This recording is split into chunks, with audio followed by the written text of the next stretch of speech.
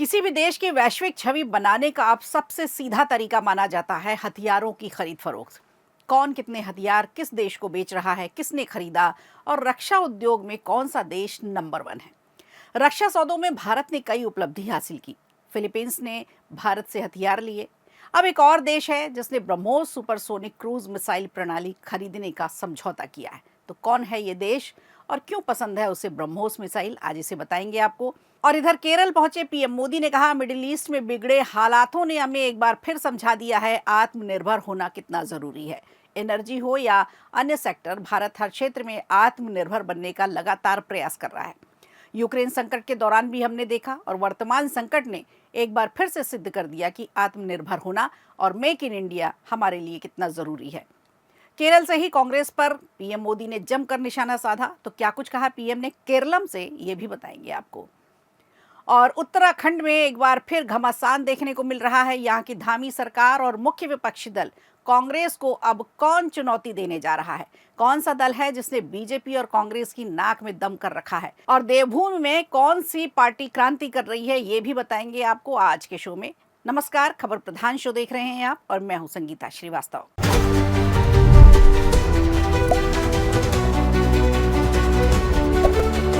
Iran पर Israel और America के अटैक के बाद मिडिल ईस्ट में लगातार स्थितियां गंभीर बनी हुई हैं, जिसका असर दुनिया भर के देशों में देखने को मिल रहा है और भारत भी इससे अब अछूता नहीं है। इस बीच रक्षा सौदों की दुनिया में भारत को एक बड़ी उपलब्धि हासिल हुई है।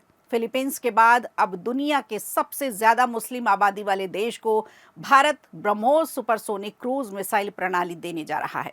ये देश है इंडोनेशिया। इंडोनेशिया के रक्षा मंत्रालय के प्रवक्ता रिको रिकॉर्डो सिरैत ने इस बात की पुष्टि भी की है।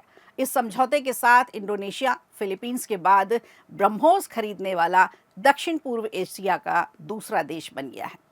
मीडिया रिपोर्ट्स के मुताबिक ब्रह्मोस मिसाइल को लेकर भारत इंडोनेशिया के बीच इस डील की कीमत $450 मिलियन हुई है, यानी भारतीय मुद्रा के हिसाब से देखें तो 3,800 करोड़ रुपए। इस डील के बाद इंडोनेशिया ने कहा कि यह सौदा उसके हथियारों के आधुनिकीकरण और तटीय सुरक्षा क्षमता को मजबूत करने की रणनीति का एक बड़ा हिस्सा है। ये डील जकार्ता नई दिल्ली की रणनीतिक साझेदारी को और भी ज्यादा मजबूत करता है। तो आपको याद दिला दें, रूस की मदद से मेक इन इंडिया पहल के तहत ब्रह्मोस मिसाइल विकसित की गई, जिसको खरीदने के लिए अब एक नहीं कई देशों की कतार लगी हुई है और कई देशों ने इसमें रुचि दिखाई है।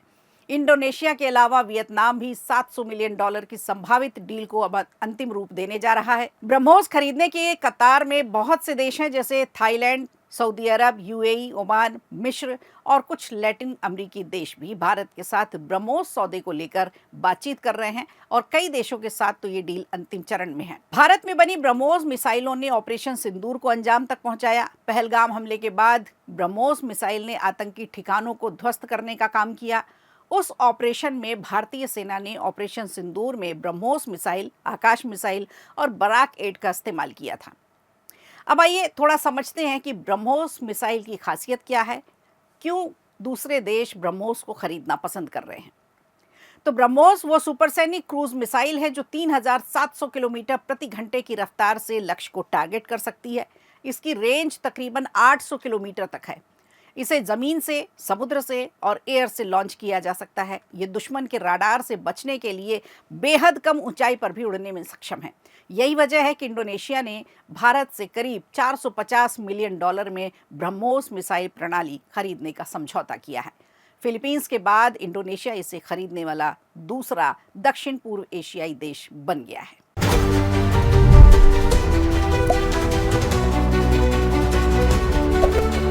और केरल अब बन गया है केरलम। कैबिनेट ने उसे मंजूरी दे दी है और अब केरलम से ही प्रधानमंत्री नरेंद्र मोदी ने एक बार फिर देश की मुख्य विपक्षी पार्टी कांग्रेस पर जोरदार हमला बोला है। संसद का बजट सत्र चल रहा है। स्पीकर के अविश्वास प्रस्ताव पर बहस चल रही है, जिसे लेकर प्रधानमंत्री नरेंद्र मोदी ने विपक्षी दलों की ओर से हो रही राजनीति पर सवाल उठाए हैं। उन्होंने कहा कि कांग्रेस पार्टी इतने बड़े वैश्विक संकट में भी अपने लिए राजनीति ढूंढ रही है।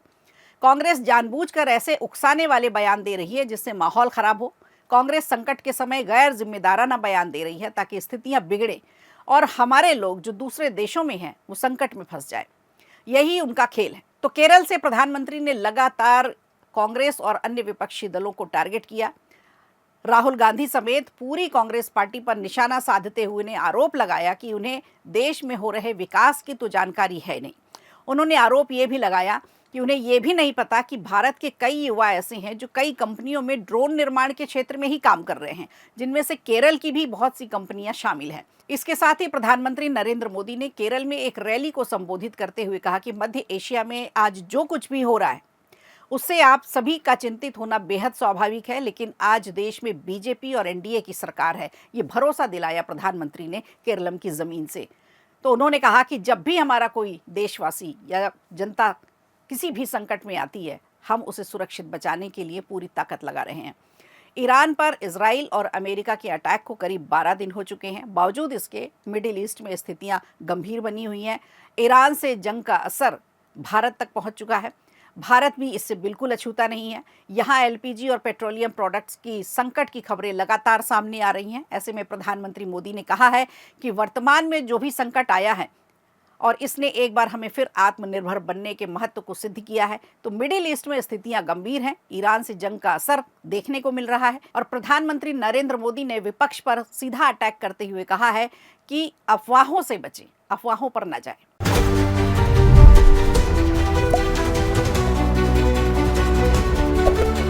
और आइए अब आपको लिए चलते हैं उत्तराखंड, जहां बीजेपी और कांग्रेस के अलावा एक और तीसरा दल तैयार हो रहा है, उत्तराखंड क्रांति दल। ये दल एक बार फिर स्थानीय मुद्दों को लेकर आंदोलन पर उतर आया है। यूकेडी की मुख्य मांग है गैरसैंण को राजधानी बनाना। इस मांग के साथ साथ अन्य स्थानीय मुद्दे भी हैं, रोजगार के मुद्दे हैं, शिक्षा के मुद्दे हैं, पलायन के मुद्दे हैं, जिस पर धामी सरकार के साथ साथ अब ये कांग्रेस को भी घेर रही है। उत्तराखंड में विधानसभा के बजट सत्र के दौरान यूकेडी के कार्यकर्ताओं ने गैरसैंण को राजधानी बनाने के लिए जमकर प्रदर्शन किया। यूकेडी के कार्यकर्ताओं की मांग है कि गैरसैंण को ही स्थायी राजधानी बनाया जाए। इसके अलावा यूकेडी के कार्यकर्ता अंकिता भंडारी मामले में भी इंसाफ की मांग कर रहे हैं। अब गौर करने वाली बात यह है कि इस पार्टी को स्थानीय जनता का खूब समर्थन मिल रहा है और अगले साल होने वाले विधानसभा चुनाव में पहले यूकेडी की बढ़ती ताकत के रूप में इसे देखा जा रहा है। बीजेपी और कांग्रेस के विकल्प के रूप में यूकेडी अब खुद को पेश कर रही है। प्रदर्शन के दौरान यूकेडी कार्यकर्ताओं ने धामी सरकार के खिलाफ जोरदार नारेबाजी की और अपनी मांगों को लेकर सड़क पर धरना भी दिया। इस दौरान कई जगहों पर पुलिस और कार्यकर्ताओं के बीच बहस भी हुई। बाद में पुलिस ने सभी यूकेडी कार्यकर्ताओं को बस में बिठाकर अस्थायी जेल में भेज दिया। भारी संख्या में युवा इस प्रदर्शन में शामिल हुए। इस प्रदर्शन के दौरान यूकेडी नेता पुष्पेश त्रिपाठी ने कहा कि चाहे सरकार कितनी भी कोशिश कर ले, लेकिन यूकेडी के कार्यकर्ता अपने आंदोलन से पीछे नहीं हटेंगे। तो बीजेपी सरकार जानबूझकर गैरसैंण को स्थायी राजधानी बनाने के मुद्दे को नजरअंदाज कर रही है। कार्यकर्ताओं ने सबसे बड़ा आरोप लगाया धामी सरकार पर। यूकेडी देखिए वही दल है जिसने 1990 के दशक में अलग राज्य उत्तराखंड की मांग की थी और पहाड़ों पर जमकर प्रदर्शन किया था। साल 2000 में जब सरकार को यूकेडी की मांग को मानते हुए उत्तराखंड को उत्तर प्रदेश से अलग राज्य का दर्जा देकर बनाया गया था, लेकिन इसके बाद से यूकेडी धीरे धीरे कमजोर पड़ता चला गया। कोई बड़ा नेता सामने नहीं आया। 1979 में स्थापित हुए इस दल का आज फिर प्रदर्शन देखने को मिला है। यूकेडी भले ही उत्तराखंड को अलग राज्य बनाने में कामयाब हो गया, लेकिन चुनावी राजनीति में बुरी तरह से फेल हो गया। यूकेडी पार्टी आपसी गुटबाजी के चलते उत्तराखंड की राजनीति में हाशिए पर पहुंच गई थी। 2017 में मिली करारी हार के बाद अब पार्टी अपना जनाधार बढ़ाने की कोशिश कर रही है और धीरे धीरे अब अपने प्रदर्शन में सक्रिय हो रही है। पिछले कुछ समय से पार्टी फिर से सामने आई है और पार्टी के प्रदर्शनों में युवाओं की संख्या काफ़ी देखी जा रही है। पार्टी अब अपनी मूल मांगों को लेकर फिर से एक्टिव हो गई है। अंकिता भंडारी का केस है जो सबसे मुखर चेहरा बना हुआ है प्रदर्शन का। उत्तराखंड को बने हुए 25 साल से ज़्यादा का समय हो गया, लेकिन अभी तक गैरसैंण को स्थायी राजधानी का दर्जा नहीं मिला। इसे लेकर अब यूकेडी के कार्यकर्ता लगातार प्रदर्शन कर रहे हैं और उन्होंने कह भी दिया है कि अगर हमारी मांगें नहीं मानी गई तो आंदोलन बड़ा किया जाएगा। इसके अलावा पार्टी बाहरी लोगों को रोजगार देने का विरोध कर रही है। बीजेपी और कांग्रेस के अलावा देखिए तीसरा विकल्प अब उत्तराखंड में तैयार हो चुका है और सबसे बड़ी बात, स्थानीय जनता भी इनका खूब समर्थन कर रही है। इस बार कितनी कामयाब होगी यूकेडी, ये आने वाले समय में ही पता चल पाएगा। तो खबर प्रधान में आज के लिए इतना ही। दीजिए इजाजत, नमस्कार। वीडियो अच्छा लगा हो तो लाइक कीजिए, शेयर कीजिए और कमेंट बॉक्स में हमें ज़रूर बताइए।